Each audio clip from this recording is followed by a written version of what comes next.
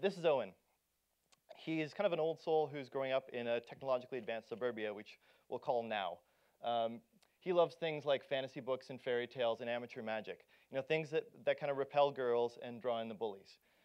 His dad wants him to forget all of that stuff and kind of grow up and do his chores. He's got no time for that nonsense.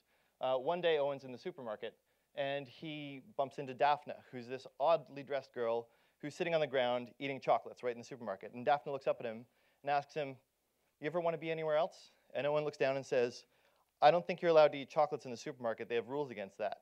So Daphne kind of panics. But before she leaves, she takes a chocolate and puts the chocolate in Owen's bag and runs away. Security catches the chocolate, and Owen's dad finds out. And Owen's dad grounds him. They get in a big fight. Owen calls him an ogre. And at this point, Owen says, "That's it, enough. I'm off to seek my fortune. I'm going to go to the world and see how I do out there," just like the fairy tale heroes he loves. So he goes down to the woods, and he bumps into Daphne again. And they have a little bit of a dust-up. But then they come across this really cool fort. And the fort's awesome. But the fort belongs to the bullies. And the bullies chase them, and the bullies chase them. He doesn't even know who Daphne is, but he's chasing and running with her. And they run, and they hide underneath an old tree. And the bullies are coming closer, and Owen closes his eyes. And Daphne grabs Owen, and she whispers, "Home." And when Owen opens his eyes, it's the ogre that walks by that makes him know that he's not in the real world anymore.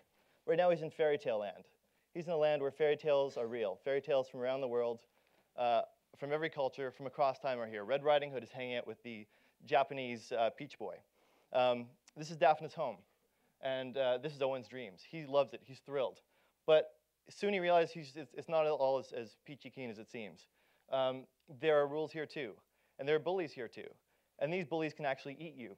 So things aren't the best. So he looks around, and he starts noticing a few other things that are a little weird.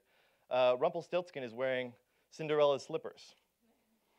So Daphne takes him to a wizard, and the wizard says, an evil sorceress has used her magic scepter to make all the fairy tales mixed up.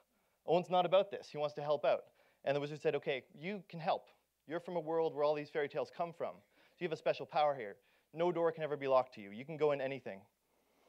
So Owen sets off on a quest to get the scepter for the wizard. And he uses all his fairy tale knowledge and might to go there, get the scepter, come back, and gives it to the wizard. The wizard waves the scepter. And then all of a sudden, all the fairy tales are back to normal. And Owen's thrilled. Then he looks around, and not everyone is thrilled. Not every character wants to have a traditional story tale. Some of them really want to evolve and change. And sometimes if you don't evolve and change, then you risk being forgotten. So they want the free choice. They want the free will. So Owen sees this. So it's up to him and Daphne to go gather some fairy tale creatures and attack the wizard. So they attack the wizard, set the world right again, but the wizard hops into a magic portal and goes to Owen's world with a few of his demons. So now Owen's got to go there by himself with and rally the bullies to go and help save his dad and his world from these demons. And at the end, he does. He tricks the wizard using some of his amateur magic, which the wizard didn't quite expect. So in the end, Owen saved 2 worlds, and he's learned that it's important to look at tradition and look to the future. These are the kind of films that, and these are the kind of slides I forgot to click through.